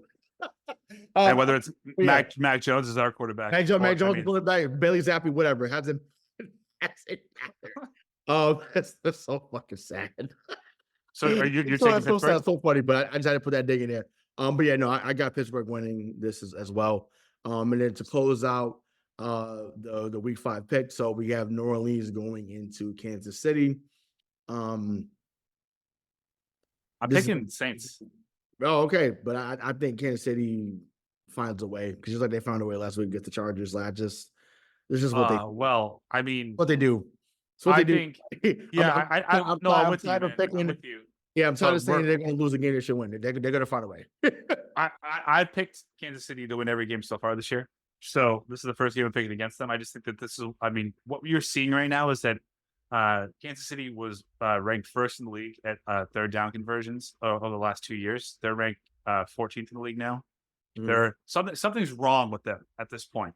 And losing Rashid Rice that's fucking Huge. that hurts. Yeah. So I think New Orleans has enough of an offensive game plan to work, and their defense isn't that bad either. So give me New Orleans in the upset by 3. Okay. I mean, listen, I'm intrigued. We'll see how that rolls. But yeah, that's that. So before we get out of here, I wanted to touch on a whole different sport, but it's also here in Boston. So like I said, we're not going to take too much of your time. Like I said, just we were depressed about the Patriots. We're depressed about the Red Sox to an extent as well. But their regular season just ended. They finished the season right at 500. They were 81. They missed the playoffs for the 4th year in 5 seasons. So just for some of the games that you watched, I know, like I said, we didn't get a chance to watch every game or talk about them enough in the regular season. But based on what the expectations were coming into the season, do you think that they took a step forward, or do you think they took a step back? I mean, I think 81 with the injuries that they had, whether it was Giolito, Whitlock, and Trevor Story, like early on, and then they have to go through Rafael Devers getting hurt towards the end. I think 81, if the last 3 seasons hadn't happened, you'd be like, okay, this team actually built on something, right? They weren't great, but they were competitive, and all we wanted was all we've been asking for in Boston recently has been just give me some valuable and competitive baseball in August and some in September, and they did that for the most part. They fell out pretty late in August there. So I think if Trevor Story can actually come back and play, even if it's just DH, I think if Giolito and Whitlock, if they're all healthy, do you get 9 more wins out of this team? And if you do, then you're 90 and 72. And I think we're talking a lot differently here. And even with that, right, I feel like they could have even got the 88 and 74 this year had they not blown some of the bullpen leads, right? Because there was a lot of times where they had the offense to win the game, but then it'd be like 6-3 and then they lose 7-6, or it'd be 4-1, they lose, 6-4 and 10.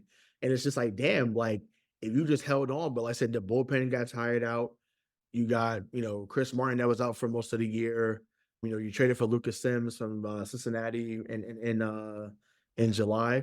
But I know this just happened recently, obviously, he didn't play at the end of the year. But, what do you make of that Kenley Jansen situation? Because obviously he didn't finish out the year, and there's been a lot of swirling reports about his activity in the locker room. So do you think he should have finished out the season regardless, or are you okay with him going home early like he did? No, I think, listen, if he's not being a good teammate, you need to get him out of here. So and if they gave him the out publicly that said that he left instead of he was sent home, like good for Boston and good for the Red Sox, great. But this team they don't have a strong enough core that they can handle a bad egg. You know what I mean? Like they're going to need to have, this isn't Ortiz, Pedro, Manny, where Manny could be Manny. Like you need more.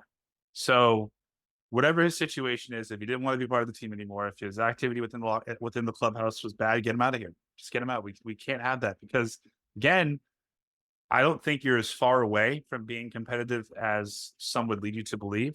I do think there has been some acceptance of mediocrity here for the Red Sox over the last 4 or 5 years, which is fucking baffling.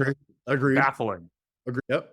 But like you're not far away from it. So I mean, I think you're probably going to ask me about like, what do I think Breslow should do? Like, you need to spend, and you need to go from being the 13th best spender in the league to if you go from 13 to 7 this offseason, that shows your commitment, and you're probably going to win 93 games.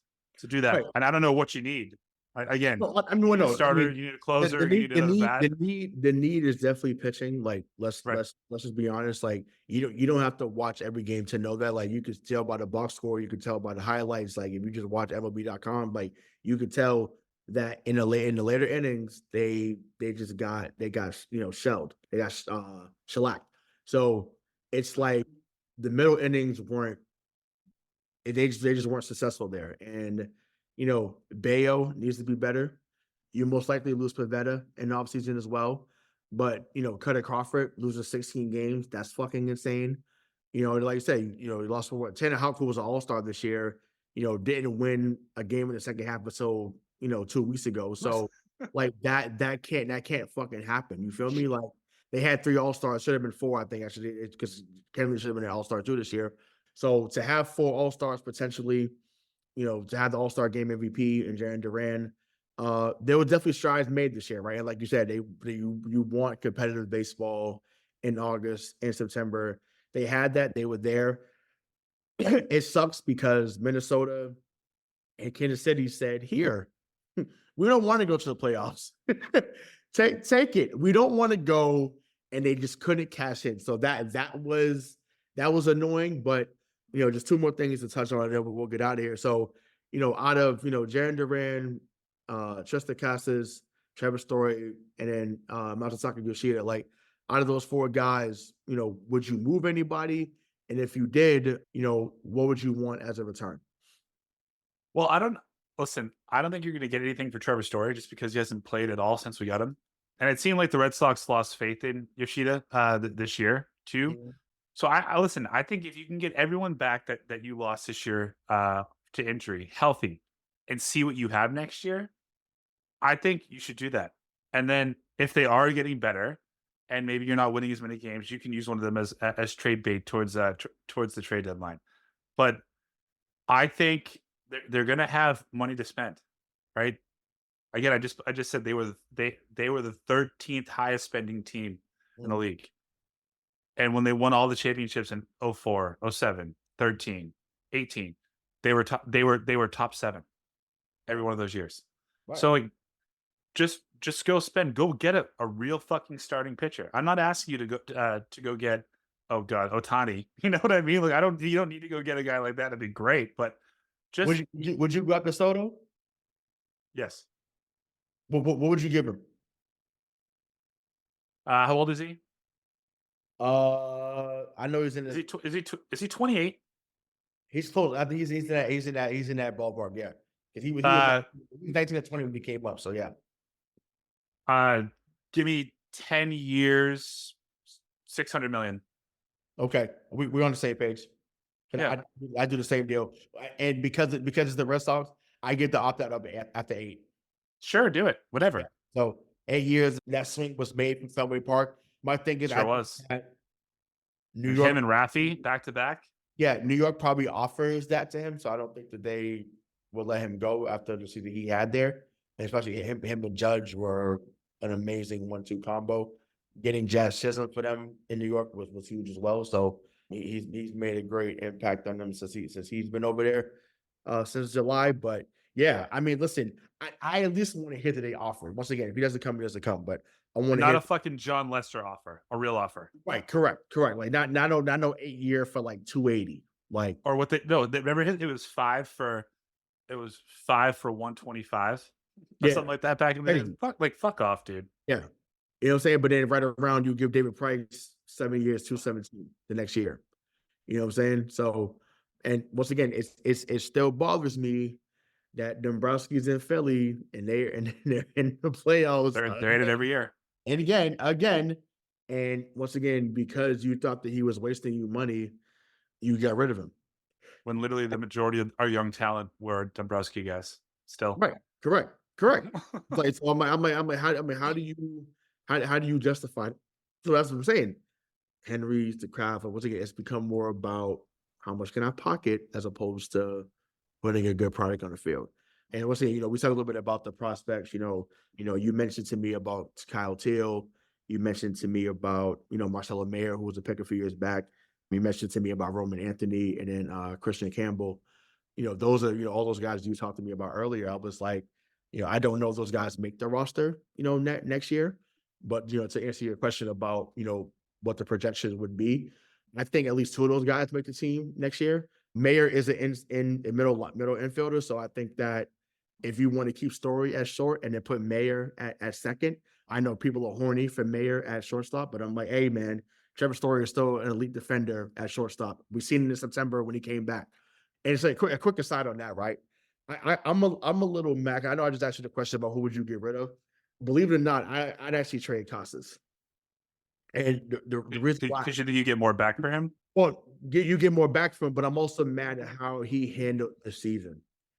So when they needed a left-handed bat badly, in July, early August, it was like, oh, like I'm coming back slowly from the injury. Like I'm really close. I'm starting to sling. And then it's like you came back where they were damn near almost out of it, even though they were still somewhat in contention. But like some of the games with his bat, they could have won because he was extremely hot in September, you know. Yep. And I'm just like the fact that Trevor Story came back, 5 months after that injury, where he probably came back faster. Like I respect Trevor Story for coming back and trying to help the team win some games and honor that contract going into the end of the season. So to me, I would trade Costa, see what you could get, but also to me, he came off like a prima donna at some points this year. Once again, I'll get some flack for that in the comments, and oh well. Is Costa's talented? Obviously, duh. That's why I want him on the field. But at the same time, I felt like when they needed him the most earlier in the year, I just felt like he milked the injury longer than it should have been. And once again, only he knows how severe it was, and the team does too. But I feel like and maybe who knows, maybe ownership said, hey, like we're not trying to win as many games. I know they were 53-42 going into the All-Star break. So I think after they won 2 out of 3 or swept Kansas City, they go into the break. So you were like, okay, like they're building something, and you got to invest in the team. And then, like I said, he wasn't back. So they went 28 and 39 in the second half. Yep, 28-39. Yeah, once again, another collapse. Once again, maybe now you got folks thinking that they gave Cora the money prematurely. That's a whole other discussion for another day. But whether we like it or not, Cora is the face of the franchise right now. He just is. Devers should be, but like I said, Devers doesn't really speak that much English, so there's only so much they can do as far as marketing with him from a business perspective. But I just wanted to be aggressive. Once again, we just talked about New England earlier in the show, not being aggressive when it came to spending and trying to better the team. But once again, you've seen the emergence of William Abreu. You've seen the emergence of Cedar Rafaela, who was amazing this season. So you have some pieces of the future. So now if you add the Teals of the world, Roman Anthony's, Campbell's, whatever pitchers that they have in the minor leagues, and you bring those guys up for 2025 spring training and eventually make the team, they can eventually do some damage eventually. But I just want to give back to October baseball. Once again, there is no better place to be than Fenway Park in October.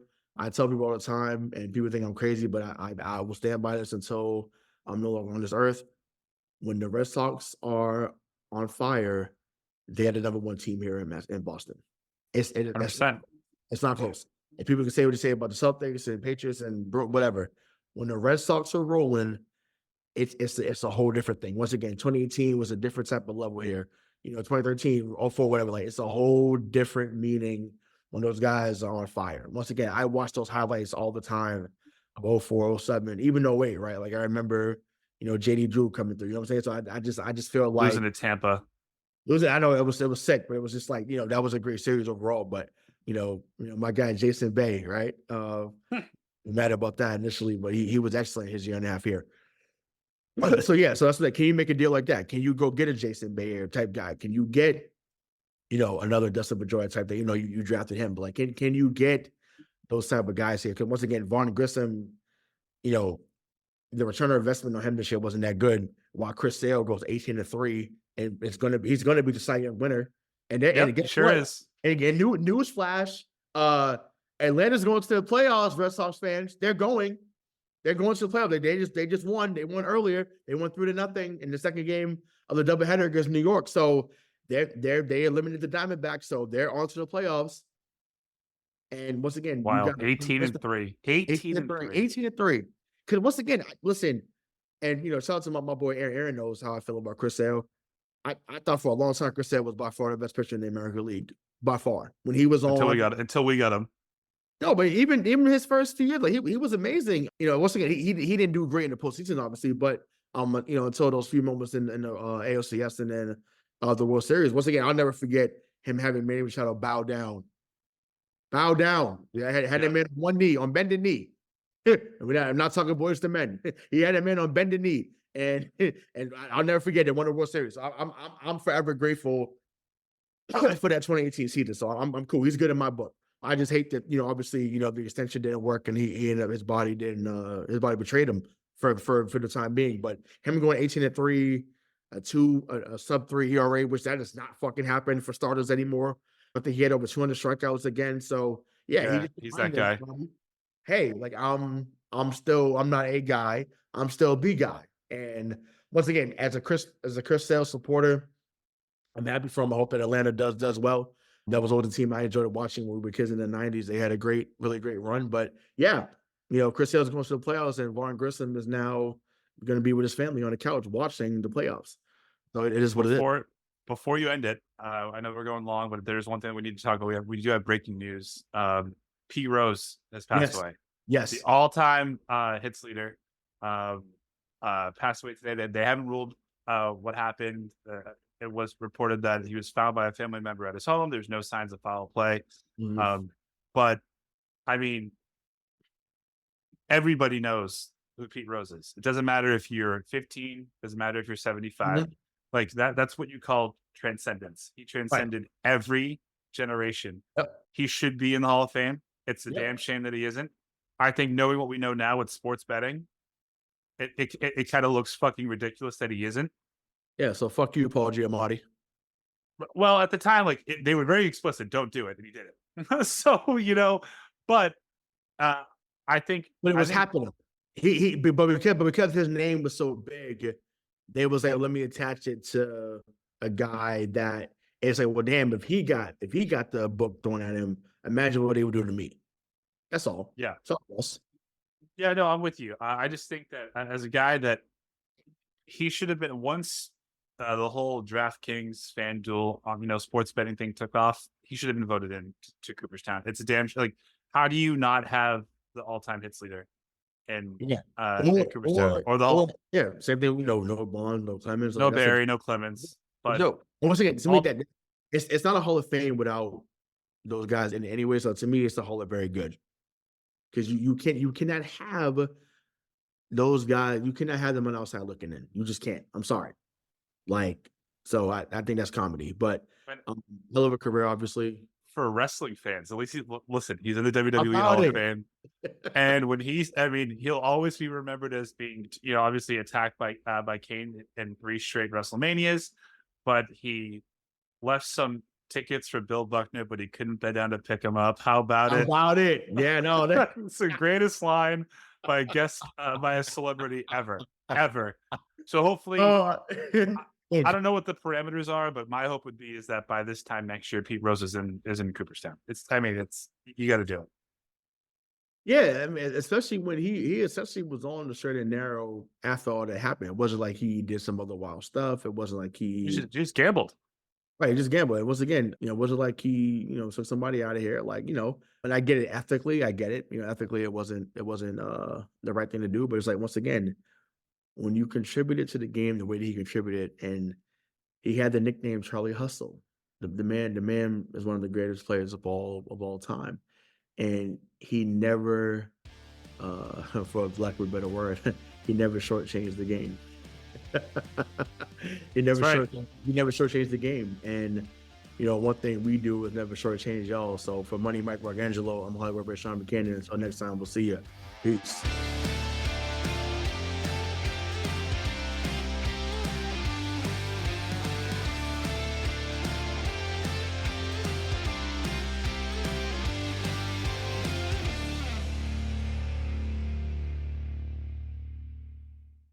Hi, it's me, Flo. Remember me from Ghost Hampton, the podcast?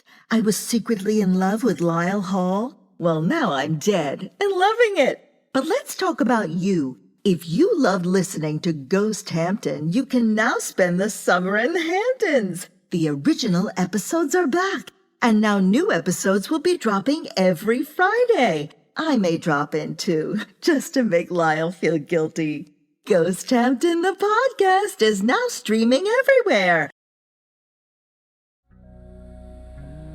Hi, I'm Geraldine Glass, and I'm excited to share a new healing music offering, an extended version song called Joy Reboot, a unique fusion of pop, classic, rap, soundscapes, and funk to inspire collaboration and bring unity through sound.